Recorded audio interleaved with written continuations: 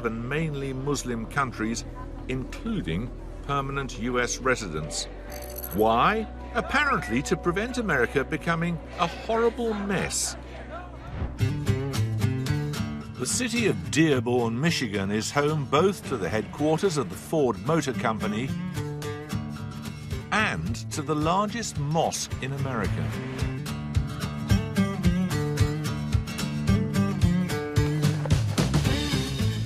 Hussein DeBadger is an entrepreneur and owns a downtown shisha bar. I hold it in my mouth and blow it out. This is tobacco, is it? This is, yeah. It's flavored tobacco.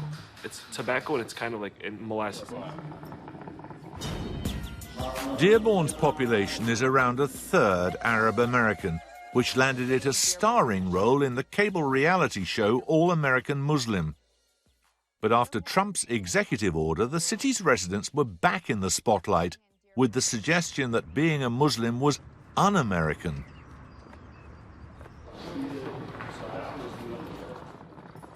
I feel like he's separating. We were all diverse here and we're all getting along, and then here comes Trump, and basically now the eyes are on Muslims.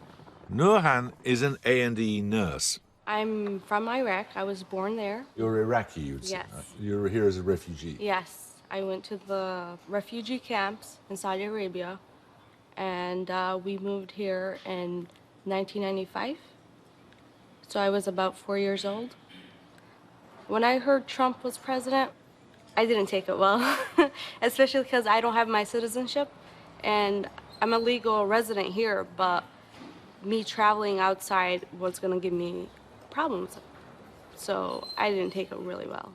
Do you think he's changed America? For the worse, yeah. Because we're going back to, like, basically history is repeating itself. What do you mean? He says he wants to make America great again.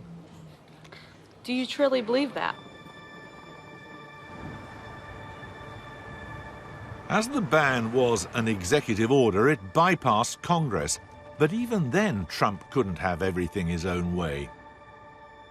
Within 48 hours, the third branch of government, the judiciary, had started blocking his ambitions. He responded, well, pretty typically.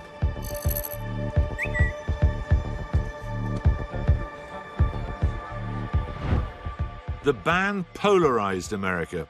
For Trump's supporters, it was exactly what they'd voted him in to do.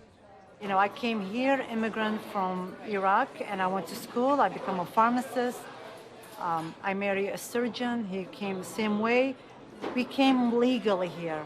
We went through all the paperwork that any country would go. The biggest misconception was that Donald Trump hates Muslims or that he hates Arabs. I think the mainstream media tried to twist his words into making it seem like he was against religious freedom and that he was a racist. 3 months on, that executive order is still caught up in the courts. Turns out you can run the White House like your own corporation, but to run a country, you need the other branches of government to play ball. It was a crucial lesson for the new president, but would he learn it?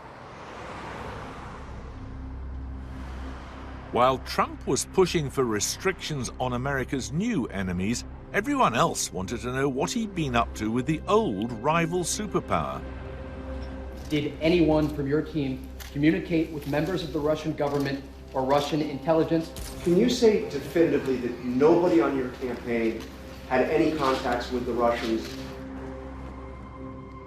Throughout this first 100 days, the one story that hasn't gone away is Russia, even if no one's quite sure what that story is.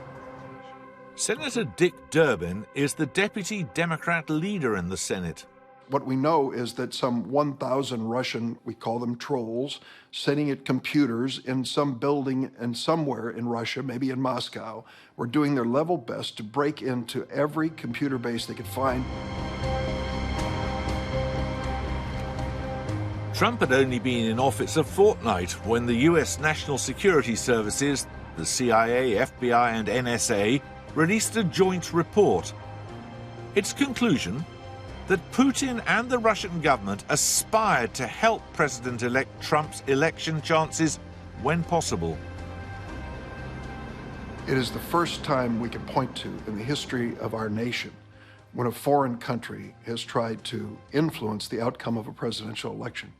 It wouldn't be surprising, though, would it? I mean, any government looks at what's going on in a country in whom it has an interest and wishes an outcome, and there is no evidence that they did influence the outcome of the election, is there? Well, I can't tell you that they didn't influence the outcome. We know Russians did not have a direct impact on my casting a ballot or it being counted, but they did their level best.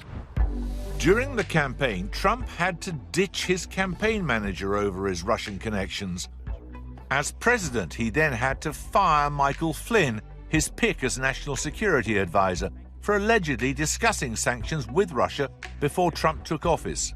And somehow his Attorney General Jeff Sessions, who would have overseen the investigation into Russian interference, failed to disclose that he had, twice met the Russian ambassador.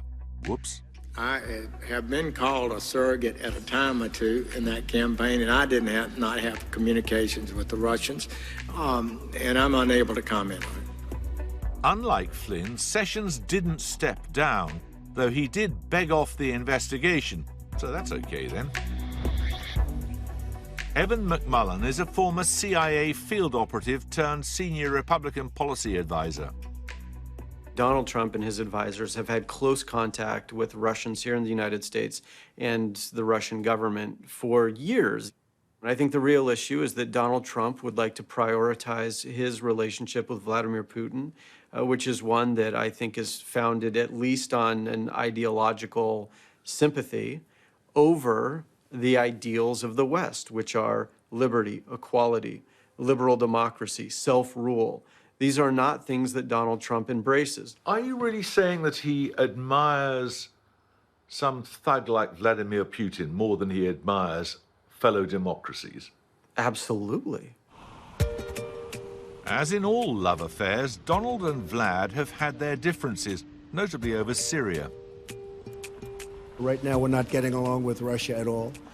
We may be at an all-time low in terms of relationship with Russia.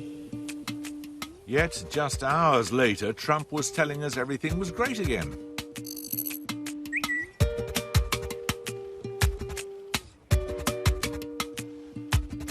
It wouldn't be long, though, before Russia was looking like the least of Trump's foreign policy concerns. The Russia controversy did, however, bring Trump's talent for speaking direct to voters back to the fore. He started out by defending his beleaguered Attorney General. But as tweets came thick and fast, Trump's mood turned from defense to attack. In less time than an episode of The Apprentice, Trump had cast himself as the victim of an Obama-ordered wiretap.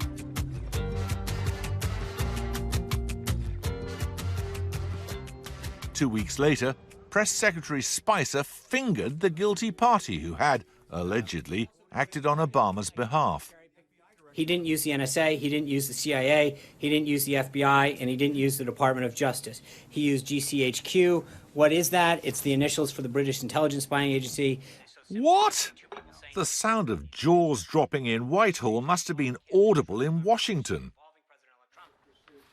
In intelligence, the Anglo-American relationship is the most important either country has. You look at this stuff and you just think, where on earth did this rubbish come from? In this case, it wasn't the intelligence agencies, it was cable television. Trump's spokesman cited the claim and did attribute it. Last on Fox News on March 14th, Judge Andrew Napolitano made the following statement, quote, 3 intelligence sources have informed Fox News.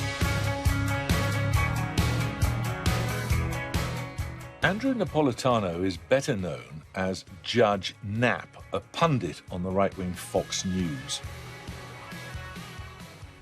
3 intelligence sources have informed Fox News that President Obama went outside the chain of command. He didn't use the NSA, he didn't use the CIA, he didn't use the FBI, and he didn't use the Department of Justice. He used GCHQ, What the heck is GCHQ? That's the initials for the British spying agency. Fox News then said it couldn't confirm Napolitano's story. So did the White House apologize? Fat chance. I didn't make an opinion on it. That was a statement made by a very talented lawyer on Fox. And so you shouldn't be talking to me, you should be talking to Fox. So there you have it. Weeks of speculation, one accusation of illegal wiretapping against a former president, and a totally unproved accusation from a distinguished legal mind that the British were involved in such a thing. The Trump presidency is a little bit like the 1966 spaghetti western called The Good, the Bad, and the Ugly. I mean, it's good in as much as he's doing exactly what he said he would do. The bad is that he's actually coming to grips with how to operate in Washington, which is a political situation and not a business one. Then there's the ugly part, which I think does have to do with all this back and forth with the media and the way that he's being pictured and colored. Alongside that standoff, there were campaign pledges to deliver on. One of the most contentious was immigration and a certain beautiful wall. As soon as Donald Trump was elected, we started to prepare for the worst. Solange Altman is a lawyer at El Concilio in Modesto, a northern Californian town with a large Latino population. Many are migrants who've lived and worked here for decades. Everybody wants to be a citizen, right? And why do you want to get your citizenship? Porque este país nos da lo que el país de nosotros no nos dio. Well, because this country has given you what your country didn't. Para no tener problema para cruzar la frontera también. So I won't have any problems crossing the border. If he travels back to his home country, he may not be able to return. A lot of Americans think that getting status is like going to apply for a library card. You go in and you just fill out the paperwork and you get it the same day. It's expensive, it's time-consuming. And people are under the stress, fearful that they're not going to be approved, and it's really hard on families. Trump says he'll triple the deportation manpower of ICE, America's Immigration and Customs Force. What Solange's clients fear has already become reality for some. Within a fortnight of Trump's order, the first widely reported deportation became a media circus. Though liberals predictably get fired up about Trump's policies, presidents of all stripes have targeted criminal, illegal immigrants. But the wall potentially changes everything. On day one, we will begin working on an impenetrable, physical, tall, powerful, beautiful southern border wall. It's been mocked by Game of Thrones geeks. We have no border. We have no control. People are flooding across. We need to build a wall, and it has to be built quickly. And by the former president of Mexico, a man with a turn of phrase that shocked his interviewer. I have to say that I am not going to pay for that fucking wall. I am not. So far, Mayor Brandvold is going to be at our next meeting. But there's a reason Trump's pursuing the policy. Lots of people love it. His supporters in Modesto proved that. They felt Trump got their frustration with the system. These county Republicans meet monthly in an office downtown. They have no journalistic integrity at all anymore. Just the left side, the spin, fake news, and just outright lying. They dislike the mainstream media as much as their leader does, not least for its lazy assumptions about who thinks what. You get a lot of this. You think you can box them up just because a group's Latino or whatnot, that they're all going to say vote left or vote liberal or be against Trump and that kind of thing. But I work with a lot of the Latinos. Frankly, the more they're working, a lot of them are small business owners, a lot of them are share conservative ideas. He's not just for the white, rich elite. He's for everybody. And I I think that's what we need to do, is that he's there to, I know it's the coined phrase, to make America great again. Something's got to change. And I don't think it's right that our state has to imprison illegal alien criminals. Why should we allow American citizens to be corrupted by these dangerous people? We get all kinds of promises, you know, during a campaign that this is going to change and that. Nothing ever does. But Trump is just going down the checklist of the things that he campaigned on and is following through on every one of them. My administration has answered the pleas of the American people for immigration enforcement and border security. We want all Americans to succeed, but that can't happen in an environment of lawless chaos. As we speak tonight, we are removing gang members, drug dealers, and criminals that threaten our communities and prey on our very innocent citizens. Bad ones are going out as I speak, and as I promised throughout the campaign. There are bad people out there, and sometimes bad people do bad things. My heart goes out to those families that were hurt by immigrants, but by and large, immigrants do not commit more crimes than the general population. He uses it as a way to scare people. That's what Donald Trump does. Through his hyperbole and his repeated accusations and misstatements, people begin to believe that it's the truth. The president's beef with migrants isn't racist, his supporters say. It's about safety, and crucially, it's about protecting American jobs. By finally enforcing our immigration laws, we will raise wages, help the unemployed, save billions and billions of dollars, and make our communities safer for everyone. And Donald J. Trump, entrepreneur and presumed billionaire, though it's hard to tell when he still won't release his tax returns, is taking a distinctly personal interest in job creation. Thank heavens for Trump, unless he's just taking the credit. Since my election, Ford, Fiat Chrysler, General Motors, Sprint, SoftBank, Lockheed, Intel, Walmart, and many others have announced that they will invest billions and billions of dollars in the United States and will create tens of thousands of new American jobs.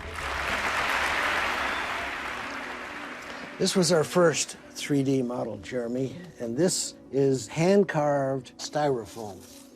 Gene Dickerson has worked in the auto industry for 40 years. The sort of thing to have Jeremy Clarkson wetting his pants, I think. You can take the man out from under the bonnet, but not the petrol out of his heart. Oh, here's the real thing. These are engineering mock-up body panels. They're lumpy and bumpy. This car will go approximately 180 miles an hour. Gene is skeptical of Trump's claim to be restoring auto jobs. And these are all what we call Tier 1 automotive suppliers. These are the companies that design and manufacture steering, brakes, engines, transmissions here in the suburbs. They all ought to be rooting for Donald Trump, shouldn't they? Because he says he's going to bring all the motor business back here. Well, yeah, he says that. He's clearly not done his homework. The business decisions were made 4 years ago on what's going to be manufactured automobile-wise and where it's going to be manufactured. And those decisions have been made, and they are not going to be changed lightly based upon what Trump asks them to do. When Donald Trump says that he has already started transforming cities like Detroit, bringing American automobile jobs back to America, I mean, is he living in the past or what? Yeah, I think he's delusional.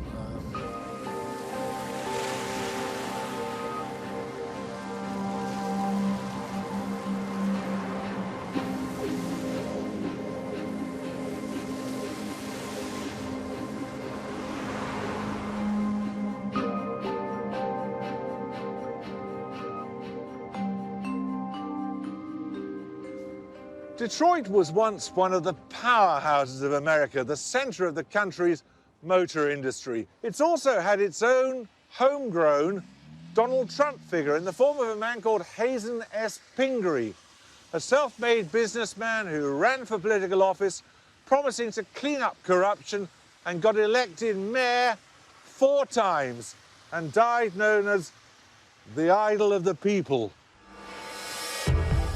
Trump hopes to be as popular as Pingree. He's deploying both of his presidential superpowers, that supposed business acumen and a genius for direct communication, to try to make it happen. So will they be enough? How is Donald Trump, the businessman president, doing? Certainly there are parts of his agenda that the business community at the broad strokes level is wildly supportive of. The tactics, however, cause a significant amount of concern. So we're hoping we can get the reform without some of the histrionics. Sandy Baruer is boss of the Detroit Chamber of Commerce. He was Assistant Secretary of Commerce in the last Republican administration. When he says that he has brought many jobs back to a place like Detroit, is he telling the truth? I will give him a little bit of credit here for the following reason.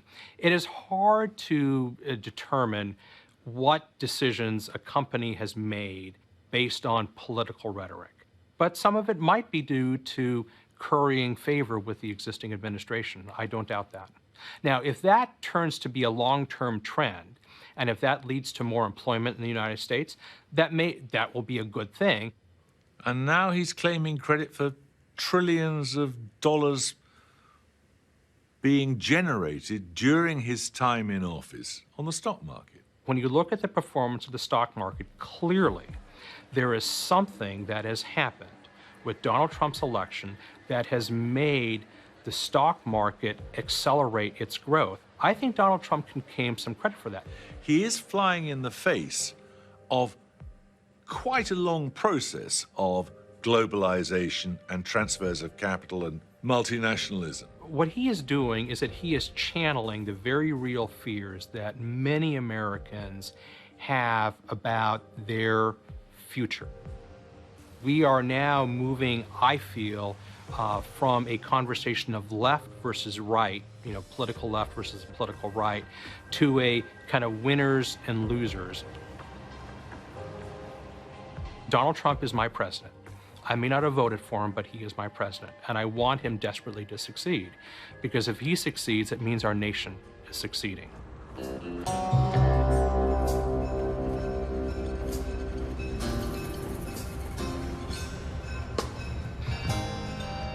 Detroit became a byword for American urban decline, something that Donald Trump seized upon.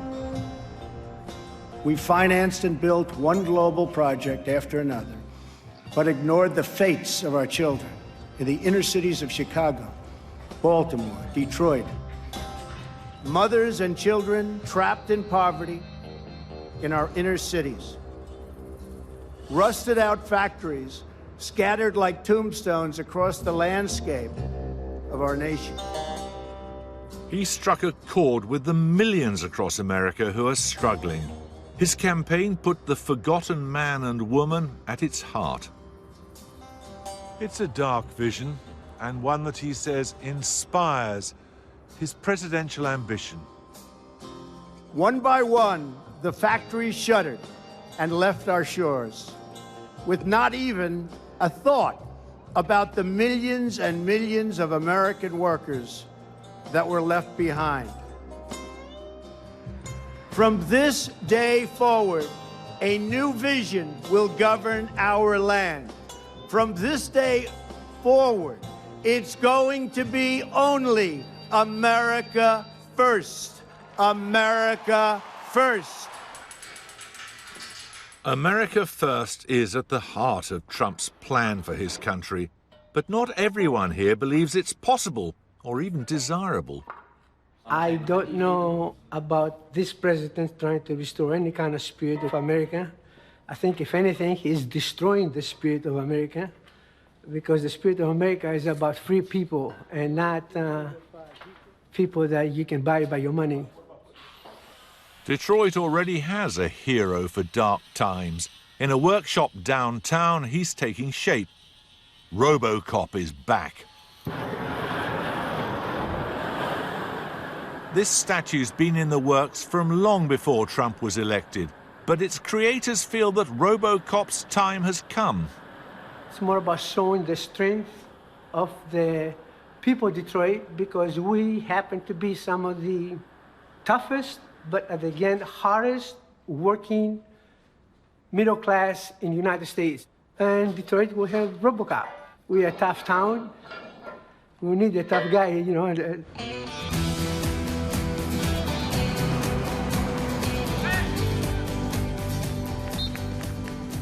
Maybe if Robo-Prez makes good on his promises to the inner cities, they'll warm to the tough guy in chief. But some areas won't be easily won. Donald Trump has a unique capacity to turn the stomachs of West Coast liberals. California is playing a really interesting role in the resistance here in the U.S., but it's been really inspiring to see it's not just a California thing, it's not just a New York thing. This is a national movement, and we're seeing it all over the place. This is what democracy looks like! This is what democracy looks like! Hold that thought. Democrats angry at the outcome of the last Democratic election. So they're determined to make sure it goes their way next time. Miriam, Matt and Maria are leading a movement called Swing Left, targeting swing districts nationwide for the 2018 elections to the House of Representatives. Some of them are in very vulnerable districts, so if we can really focus our energy there, that's going to be the way we can flip the U.S. House of Representatives, which can then have an actual body of Congress willing to stand up to Donald Trump. For them, this fight isn't just political, it's personal. I came to the United States with my family when I was 6 years old from Colombia, and I never felt like this was in my country, or my country didn't want me. I knew nothing except progress. I knew nothing but having a society that is inclusive and welcoming to people. And so for me, when Trump won, my entire world was shook into its core. I don't have an option to sit back. The Democrats are not in power. I don't have Obama, who's my all-time savior, for example, and I need to be the voice of the resistance. Is it possible that Donald Trump could be the saving of liberal America? I think that Barack Obama really did galvanize liberals. People really resonated with his messages of hope and change. But I think 8 years passed and a lot of us got really complacent. So unfortunately, I do think that there's some truth to the fact that Donald Trump is inspiring people to act, maybe who have never acted before or who haven't acted in a long time. But will their efforts even matter? After all, Trump has promised to finish off the system. We are going to drain the swamp in Washington, D.C.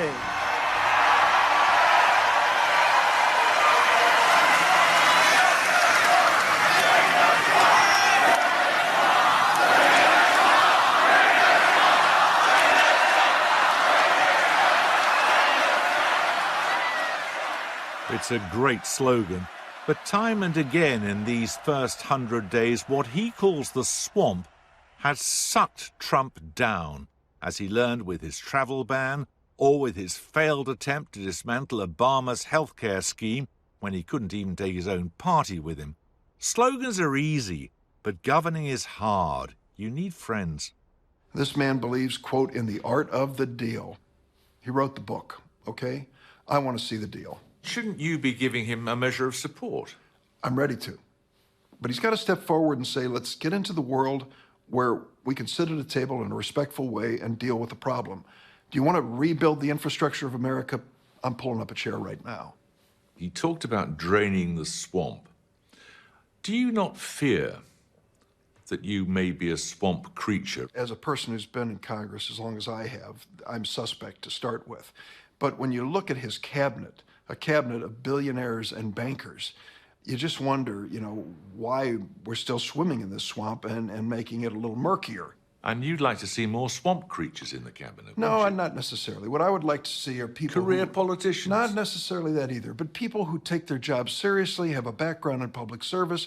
For instance, our new Secretary of State, a very successful businessman and a good fellow, let me tell you, just based on one meeting I've had with him. Background in public service, virtually zero. Understanding of diplomacy, virtually nothing. Now that to me is not where you should turn to when you want leadership on diplomacy. So where does Trump turn for leadership on diplomacy? What's the Japanese for "give me my hand back"? At times, Trump seems to make it up on the spot. So I'm looking at 2-state and 1-state, and I like the one that both parties like. With several rounds of golf, discreet hand-holding, and some rather shouty phone calls with fellow world leaders. When you hear about the tough phone calls I'm having, don't worry about it. Just don't worry about it. They're tough. We have to be tough. It's time we're going to be a little tough, folks. We're taken advantage of by every nation in the world virtually. It's not going to happen anymore. Thank you. At first, these freewheeling moments were seen as inexperience. Though if Boris Johnson can get away with gaffes, why not? I think part of it is just he's a complete novice at diplomacy and governance, and I think he doesn't truly understand the implications of things he says, especially not as President of the United States. And I also think that he's somebody who's chiefly concerned with himself, and so when you're a neophyte and you're mostly, if not entirely, concerned with yourself, and you're President of the United States, then that can be a dangerous combination. Dangerous for whom? When campaigning, the America First candidate Trump contrasted himself with hawkish Hillary. But then this happened.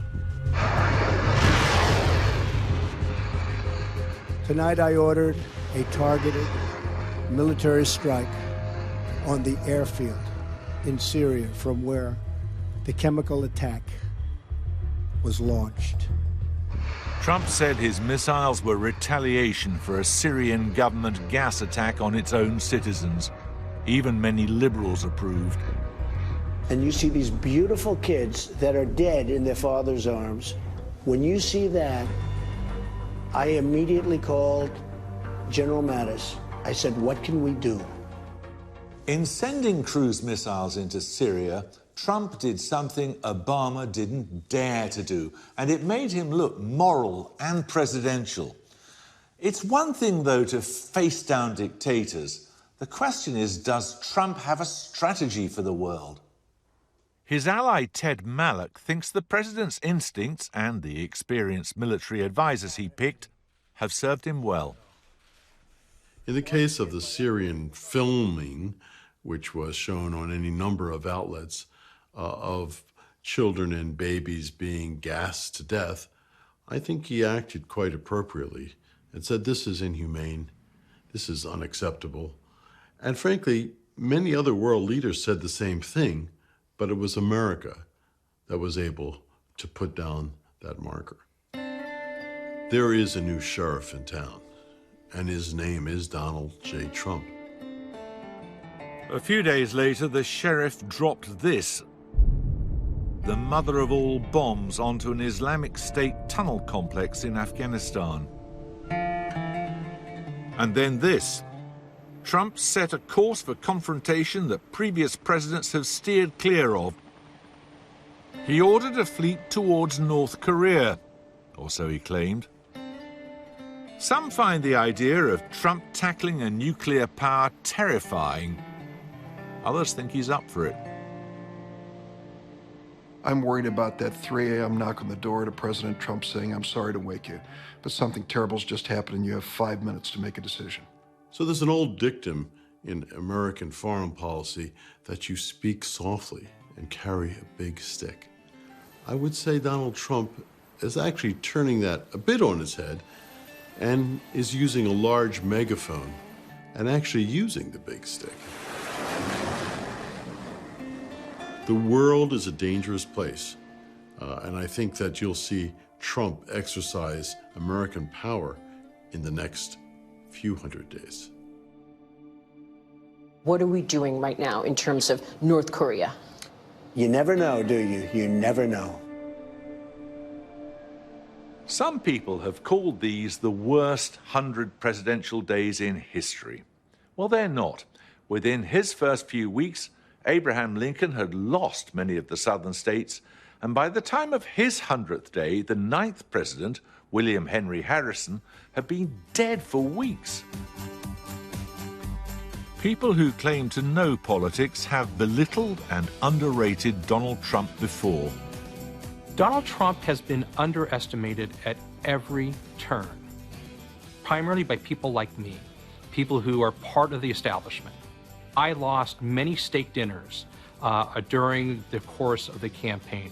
Donald Trump would never decide to run. Donald Trump would never be #1 in the polls. Donald Trump would never be the presidential nominee.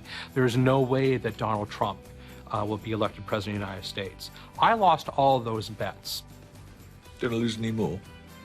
I've stopped betting against Donald Trump. Trump has learned that he can bypass those nasty people in the media to speak directly to his supporters. He's a genius in my eyes, and I'll always be for him. And I want you to know that I agree with his Make America Beautiful and Great Again. And he's discovered exactly when he needs allies and when he can act alone, defying the enemies who detest him. He wants to intimidate his enemies. He wants to call them enemies. He wants the public to think of them as enemies of the people. And this is the strategy of a tyrant.